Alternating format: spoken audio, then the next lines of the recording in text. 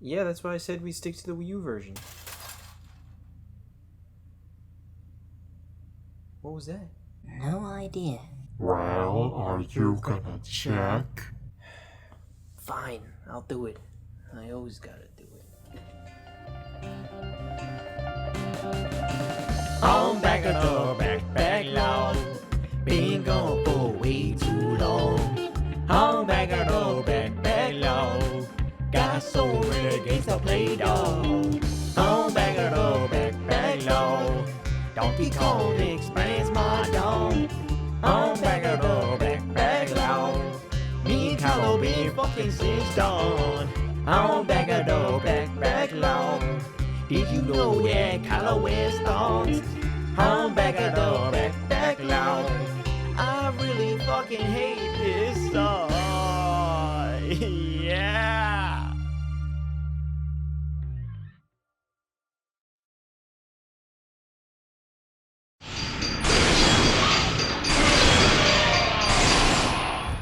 What is up, guys? It is Robert of Gaming with me, and welcome to Back of the Backlog, the series where we take a look at the games that I recently beat off my backlog.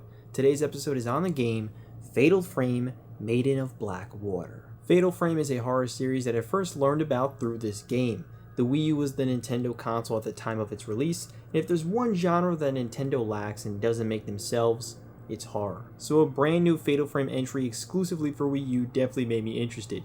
This is the 5th Fatal Frame game, and while I'm not sure how many we'll check out, there'll definitely be an episode one day on the second one. Unfortunately, in the US, there was not a physical release for this game, so when I went to Japan last year, I saw a copy of it and picked it up, knowing I was going to do this episode and have something to show for this singular part of the video.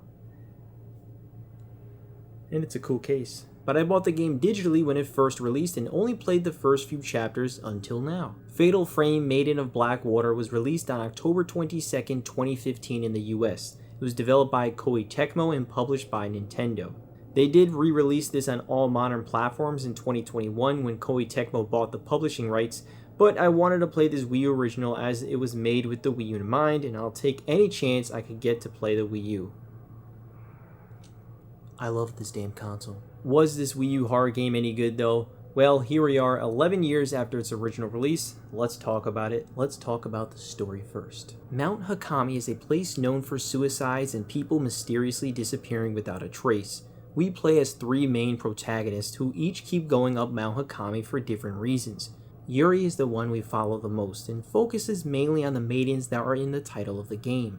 Ren continues to have this recurring nightmare about this girl who he seems to sacrifice, so he goes to investigate. Then Miyu goes to the mountain to find her missing mother. There's good introductions to each of the 3, but admittedly I really can't explain to you a lot of the deeper lore. A lot of the cutscenes don't show you or explain much. The cutscenes are interesting to watch, but it's not really about the world, more so flashbacks of character deaths or the current scenario a character is in. Instead, the world building is written on a ton of notes throughout the game, which I did read all the ones I could grab, but I'd be lying if I said I understood all the weddings, the boxes of water, a character's ancestors' past, and the symbolism. Realistically, when all the world building is on notes, so much starts to blend into one and not really stand out to me. And the game isn't really good enough to grip you or make you care, unfortunately. All I'll say is definitely a dark story tackling some very dark topics like suicide, which I can appreciate as it's not very often games will touch these topics. Visually, this is a really good looking game with some of the best character models on Wii U. I mean, they really pay attention to those character models. They really went deep researching how they could make realistic looking wet clothes. Come on, who am I kidding? It's been years, but I'm adding them to the list. As for the world, it's got some really good eerie atmosphere, looking its best in some dark corridor or cave with your flashlight shining around, and bonus points if there's water, as the water does look really good in this game. The game is separated by chapters, or drops as they call it. I like this structure as it made for a good pick up and play for the day in terms of progress. Each drop has you play as one of the 3 characters, typically having you follow some sort of trace of somebody and along the way fighting some spirits with your Camera Obscura. The Camera Obscura in this game is the Wii U gamepad, which ends up easily being the best part of this game. The combat is a lot of fun, and that is thanks to the gamepad. I love the way the Wii U gamepad is implemented. making it one of my favorite uses of it for the whole console library. When you bring up the Wii U gamepad, it has its own perspective of the camera. Moving the gamepad around moves the camera around in the game world, making the view three-dimensional. Now, while I'd love to say I stood up and started looking around the room, which you technically could totally do, I used a combination of analog sticks and gyro for the combat. Using the gamepad just makes sense, as they literally developed this game with the controller in mind. It just works. It's like you're literally holding the Camera Obscura. It's smooth and is just such a unique way to play. Attacking spirits is as simple as taking a photo. Each photo of a spirit damages them. However, there's plenty of ways to cause more damage. You can tilt the gamepad for extra damage or points. Each circle on the screen represents what you'll be damaging when you take the shot. When you have 5 or more circles, which is usually multiple spirits in your frame, it ends up being a powerful and very satisfying to pull off shutter shot, causing some massive damage and staggers all the enemies. For many spirit encounters, you'll be facing them one-on-one. This is where typically I take on these spirits very slowly and have them get close and lunge to attack. Right before they grab you, you can do a fatal frame shot, allowing you to take multiple high-damaging close-up shots. And using a fatal frame shot only uses up one shot from your film, even if you took 4 of them, for example, making your film go further. This is helpful and ended up being my strategy for a huge chunk of the game because you have a limited amount of film for each type. Although by the end I realized I didn't really need to be so frugal on using up my film, as you have more than enough for damn near every drop. Some film types will be more powerful but longer to recharge. Some will be weaker but quicker to recharge. But only one was unlimited, which I used for quite a bit earlier on, wanting to save my film for bosses and stronger spirits. That is until I found out, like almost halfway through the game, that your items reset every drop, so there's no incentive to not use your different film types since you can't carry them over, which I do like that it encourages to use different types of film, unlike in other survival horror games where you are taught to be more hesitant on using ammo. Each character has a unique camera shot ability, like Ren can take 4 photos with one button push, but it does use up 4 photos. And again, my frugal ass rarely used that as I didn't want to eat away 4 photos so quickly. So I took everything very slowly, waiting for that spirit to attack and get multiple shots with a fatal frame. It's always a lot of fun and yes, very satisfying to pull off. Each spirit type has their own pattern, so some were trickier to find the time they attack to pull off a fatal frame than others. I always ran out of film because I wanted to take photos of the environment. That doesn't even make sense. You could have just used the unlimited one. Yeah, well, a little late for that. With this combat, it is almost like a slow-paced first-person shooter, waiting for your enemy to strike and essentially countering at the right time to deal damage. The camera and lenses can also be upgraded. The upgrades I pretty much only focused on was the damage output and how fast the camera recharges, as they were just like the 2 most important things to me, although I didn't quite see the difference, which doesn't make the upgrades very satisfying to me. Upgrades are used with points that you gain throughout the drops, which does give you an incentive to really try and get higher scores by taking out as many spirits as you run into. Higher scores also gives you a higher rank for those that love to replace stuff to get higher ranks. In many of those types of games, the ranks just mean nothing to me, and that's the same with this game. However, I did get pretty damn good ranks. 2 Bs, 7 As, 5 Ss.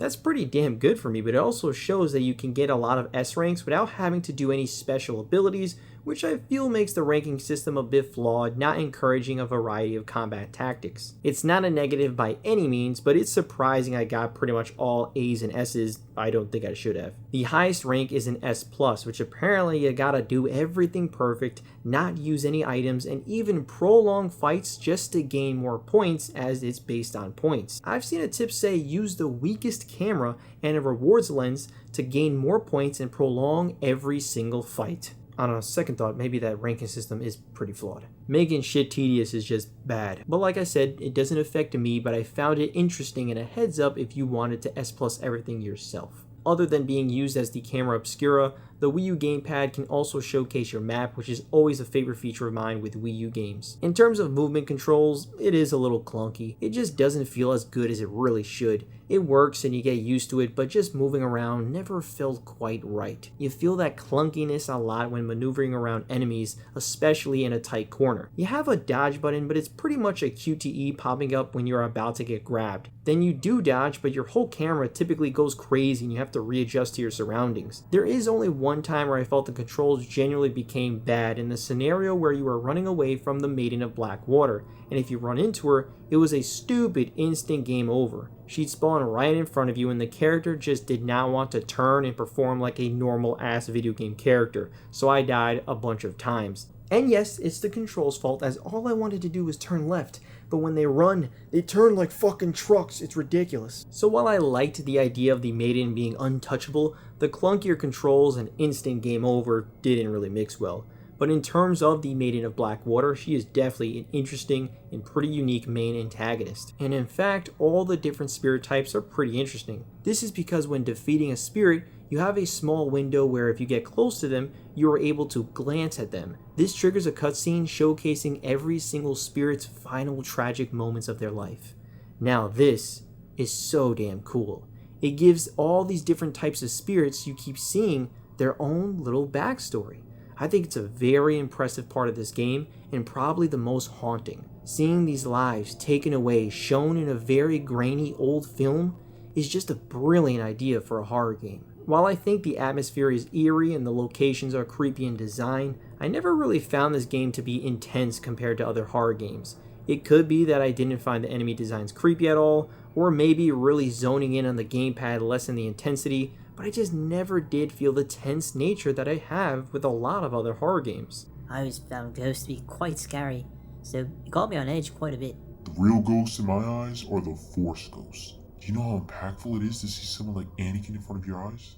Man, shut the fuck up. We're not talking about no Star Wars. We're talking about woo, scary ghosts. I would be pretty scared to see Anakin out of nowhere. Exactly. Thank you, Finn.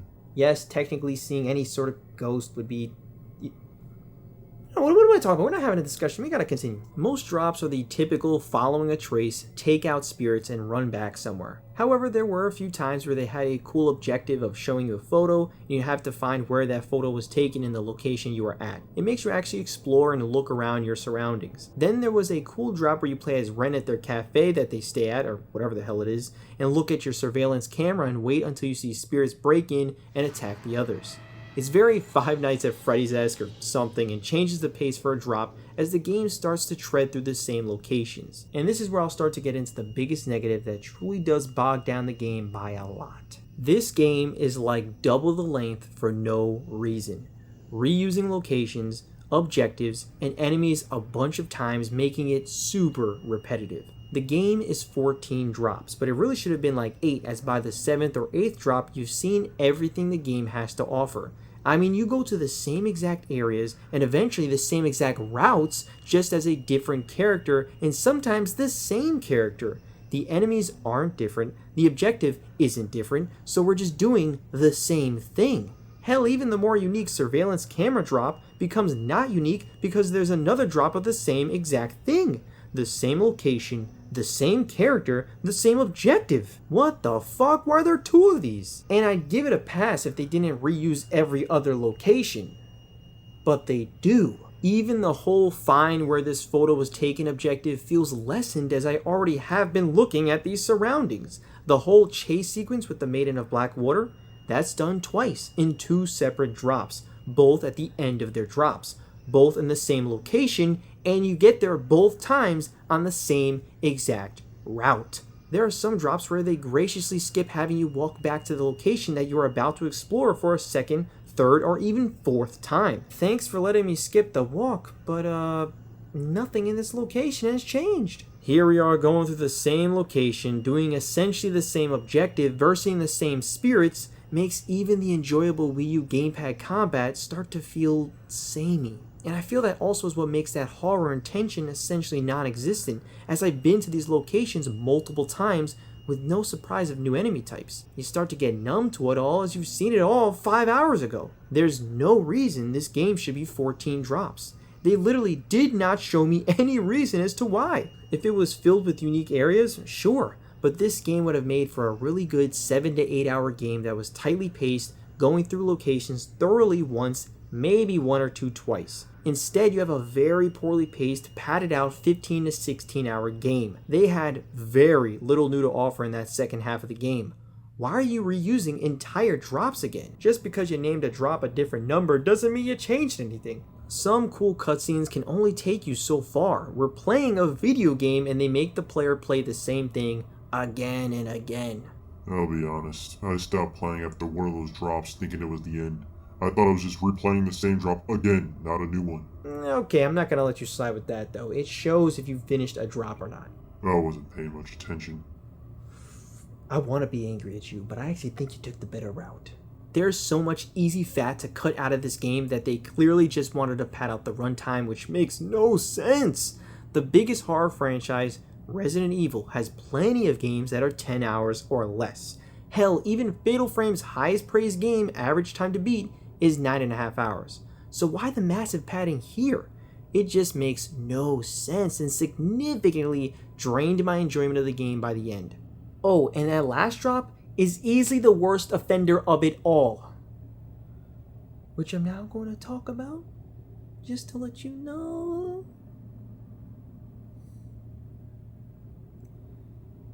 Dudes, I'm not going to lie to you. This is easily one of the worst final chapters I've played in a game in a very long time. We control all three main protagonists, concluding their stories in an over 2 hours, damn near 3 hour fucking finale. Who the fuck do they think they are making a 3 hour finale? But goddamn, it must be amazing. 3 hours, I mean shit. What kind of genius things did they come up with? A whole lot of new cool shit, right? No. You start as Yuri in the cafe, and you walk through the entire game's map again. I wish I was joking, but you literally are at the very beginning of the mountain where you start off in a lot of chapters and walk to the furthest fucking point of the mountain, of which we've done a million times already. But this time, you'll love this. Nothing new happens. You're just walking through the entire game again. And I'm not joking. And then when you are about to fight the final boss, the game cuts you to Ren, who starts off in the cafe. And you are put literally at the very beginning of the fucking mountain, where you start off in a lot of chapters and walk to a pretty fucking far point at the mountain, of which we've done a million times already, including the very same fucking chapter. But this time, you'll love this. Nothing new happens. You're just walking through the entire game again for a second time.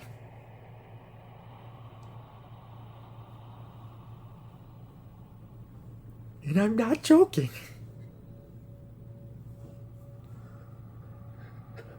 What the fuck? Did they fire all the game designers? How is this even possible? I couldn't believe my eyes. I was like, no way they're gonna make me walk up this fucking mountain again. Well, they did! Luckily, I killed all the spirits as Yuri for like that first half of Ren's trek, so there was a good chunk where I didn't verse spirits, just running like a moron, but in that case, just put me where I need to be. And then, they cut to Miyu at the cafe. Yeah, you know what's next. They literally put you on the beginning of the mountain.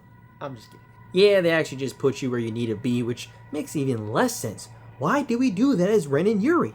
There's no logic in that. But let's just say when I first saw Miyu at the cafe, I paused the game and it was like, a third time? This is bullshit. I was checked out by this point, annoyed as hell. Luckily, like I said, they just take you to where the mother is at. We cut back to Ren, who before facing his final boss, chooses a token to take with him. a photo of a bride, or a bundle of white hair. I took the bundle of white hair because I figured it would be more about the nightmare with the girl being sacrificed, as that was an interesting part of the game I felt. We then versed this girl, which we've already done in an earlier drop, in which she has the same exact attacks in a location that we've already been before. What do you want me to say at this point? It didn't feel grand at all. It felt like any other drop we've already played. There's 4 different endings for Ren. 2 are with the girl, which I ended up getting the good ending, where her spirit is freed peacefully, thanking Ren for showing up one last time. Or that's what I thought was a good ending. I guess it's not very peaceful. Apparently it's the bad ending, and the good ending has you let her take Ren into the box, locking him up, and have her decide to kick Ren back out, as she can't actually die, but he can, making her feel fucked up for wasting his life. How is that a good ending? You let yourself be captured? What if she kept Ren until he died? How the hell does he know? I don't see the good part in this, whatever. The other 2 endings are with Ose, or the Maiden of Black Water, in which you take a photo of her or hug her. Hugging her is the good ending, as he is the descendant of her love and the 2 spirits embrace for one last time, which sounds like a good ending, but I didn't get that one. With Miyu, I got the good ending because I took a photo of her mother during this drop, which I just did because that's what we've been doing this whole game. But regardless, it ends with the 2 watching the sunset and staying together for the remainder of the mother, Miku's, life. It was a nice little cutscene. I enjoyed it. Like I said, I have not played the earlier Fatal Frames, but the mother Miku is actually the main protagonist of the first and third Fatal Frames. Then, finally, we end with Yuri in an actual new area. I mean, the new area is just a red void with water, but at this point, I'll take what I could get. This final fight with Ose, the Maiden of Black Water, is definitely the best and most finale-feeling ending, even if she does do a big gaming sin for me, which is bring other enemies into the boss battle. But I did use them to perform more shutter shots on Ose, so it actually kind of works out in this game. You'll battle her underwater with a bunch of underwater spirit women around as you take a bunch of satisfying shutter shots. You get brought up to the surface and fight there too. At one point, she grabs you and you have to take on a few waves of spirits by really tilting the gamepad to get all of them. I used a lot more health items in this drop compared to previous ones, considering it's just so long. Finally, after a long-ass battle of going underwater and back to the surface multiple times, I defeated the Maiden of Black Water, ran to her, glanced at her, and I got the good ending. Supposedly, I only got the good ending because I did this while we were above water. I didn't plan for that. She just happened to die then. Yuri hugs Ose after seeing all the suffering she went through. Both of them are crying together. Ose just needed support, needed to be seen. Well, Yuri shows sympathy and understands her, comforting her at her lowest. This frees Ose's spirit, telling her, "Your glance has saved my soul." And with that, the curse is lifted. The black water then disappears and we have this bright, sunny area. Hisoka is there, calling for Yuri. She turns around with a tear, and then the credits roll. Now that was a pretty nice ending. I liked that a lot. Sometimes you just need that support. A hug, a talk. To be seen, to be heard. You can't let all that darkness build up in you alone, because you're not alone. And Yuri was there for Ose when she needed it the most. Very heartwarming ending with a message that I feel you could genuinely take with you. As for the bad ending, it's pretty fucked up. If you glance underwater, Ose will convince Yuri to die with her as they both share the same pain. Yuri jumps off a cliff, committing suicide. Hisoka crying, wondering why she would do such a thing. That's a pretty crazy ending. Still a good one, just very sad. But I mean, it's unique. Regardless, this final drop could have just been Yuri's final fight, Ren's decision, and then Miyu was fine because you didn't really do much. The dragging of this finale was just straight up bad. The best part of this drop is Yuri's final battle against Ose. Other than that, it just further cemented how repetitive this game got in the very worst way possible. There are a few other missions you unlock that feature Ayane, a character from the fighting series Dead or Alive. These missions just show that without the Wii U gamepad combat, there'd be very little to like about this game. They try to change up the gameplay to more stealth, but it doesn't work in the slightest. You don't attack enemies with the Wii U gamepad, you just stun them. There's no more of that fun combat. And at that point, I just ran past all the spirits and it worked. You'd think I'd get a C rank or something by essentially doing nothing, but no, I got an A rank. I appreciate them trying some new gameplay mechanics, but it just doesn't work. Instead, it's just you running around the same areas you've been a few more times. It's bad, but it's extra content, and if someone enjoys Dead or Alive, I'm sure they'll have some fun running around as Ayane for a bit, so I'm not gonna knock it. That was Fatal Frame Maiden of Black Water. This game is alright. I really wish I could sit here and say how it's a really good game, but for me, it's just not. The Wii U gamepad combat does a lot of heavy lifting, as it's easily the best part of the game. It's a lot of fun and very unique to anything else I've played. It shows how cool the gamepad can be implemented, but even that can only hold up a game's quality for so long. At the end of the day, cut half the game and you do have a good game with fun combat, interesting locations, cool enemies with their own little backstories, and enjoyable to watch cutscenes. Instead, we are given fun combat with some of the most repetitive and padded out set pieces I've ever seen in my life, making even the fun combat lose its excitement. If you don't have the locations and variety of objectives to make a 16-hour game, then don't do it. And to have the last drop be so long and have you still do the same things is the final nail in the coffin of some of the worst game design decisions I've seen in quite some time. The only way you should play this game is on Wii U, because then at least you have the combat that is generally a lot of fun. I can't comprehend playing this without the Wii U gamepad. For me, if I played this on any other platform, I probably would just think it's a bad game. At that point, the combat would just be stiffer, throwing away the flexibility and uniqueness of the gamepad and this game. Maybe one day I'll try it on another platform, but that just means I'd have to replay the same locations again, and I really don't want to do that. At that point, it would just be one of the most poorly paced and repetitive video games I ever played in my life. The Wii U gamepad literally makes this game for me. Overall, I'm going to give Fatal Frame Maiden of Black Water a... How many miles do you think they walked up that mountain? They definitely got their steps in. At least they got some good exercise. Out of 10. Man, this game really had a lot of potential. The Wii U gamepad is really easy, just most of my enjoyment with this game. I'm glad I played it like with any other game, but looking back at it, it's just a very big disappointment for me. I remember really being excited for this game, so that's unfortunate. I love playing the Wii U, but hopefully next game will be a good one. I will still check out Fatal Frame 2 Crimson Butterfly one day. Have you played Fatal Frame Maiden of Black Water? Did you like it? Did you not like it? Let me know down in the comments below. This is the Season 6 finale of Back at the Backlog. So as always, I like to look back at what we accomplished throughout the season. We finished another 12 games. We finished Watch Dogs 2, Donkey Kong Country Returns, House of the Dead Overkill, Star Wars Knights of the Old Republic, Mario is Missing, The Last Guardian, Borderlands, the pre-sequel, Rage 2, Halo 2, Oddworld, Abe's Odyssey, Endless Ocean, Blue World, and Fatal Frame, Maiden of Black Water. 12 games, 12 different franchises. How many more to go?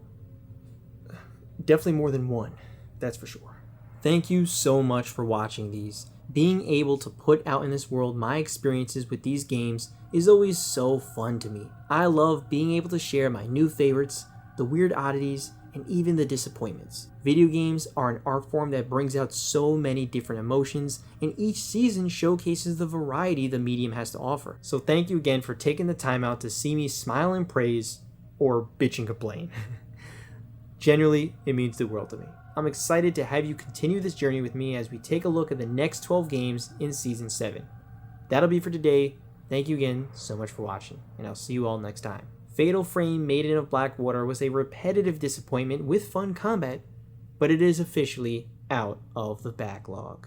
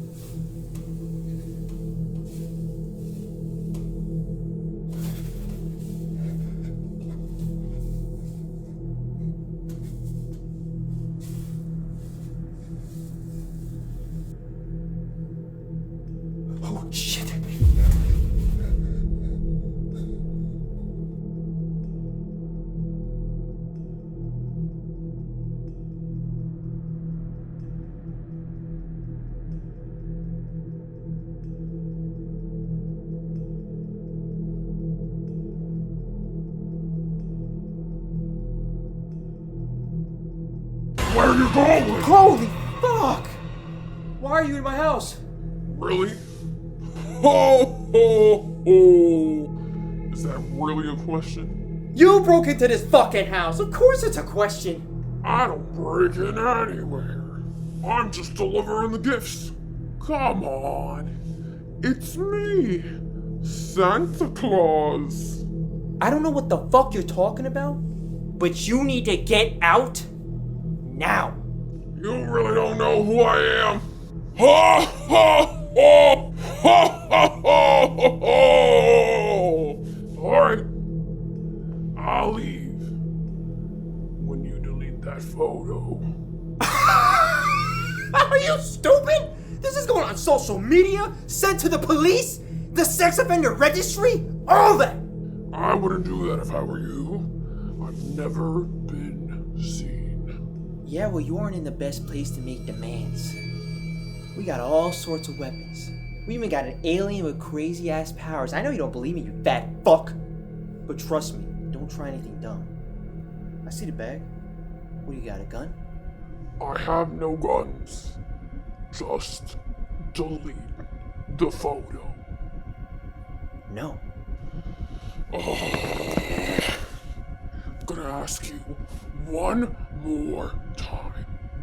Delete the photo, or I'll kill you myself. Oh, it ain't just a photo now. This on video, you ginormous shrimp dick! That doesn't even make sense! I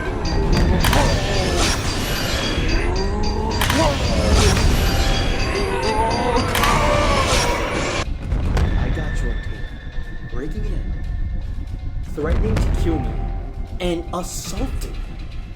You want any more charges? Or are you gonna get the hell out? Okay, I'll leave.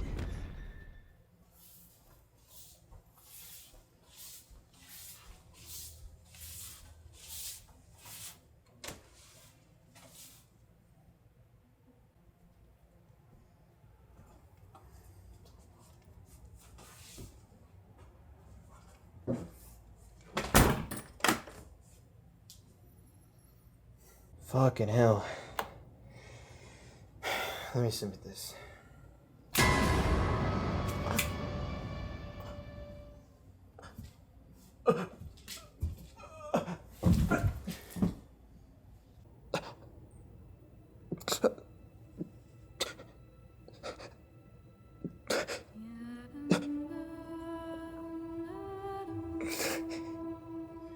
I may not have a gun, but I have a knife. If only you had deleted the photo.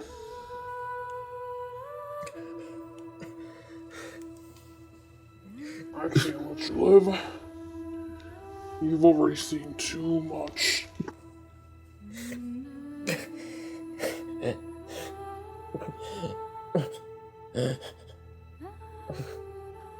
Like I said, should have deleted it.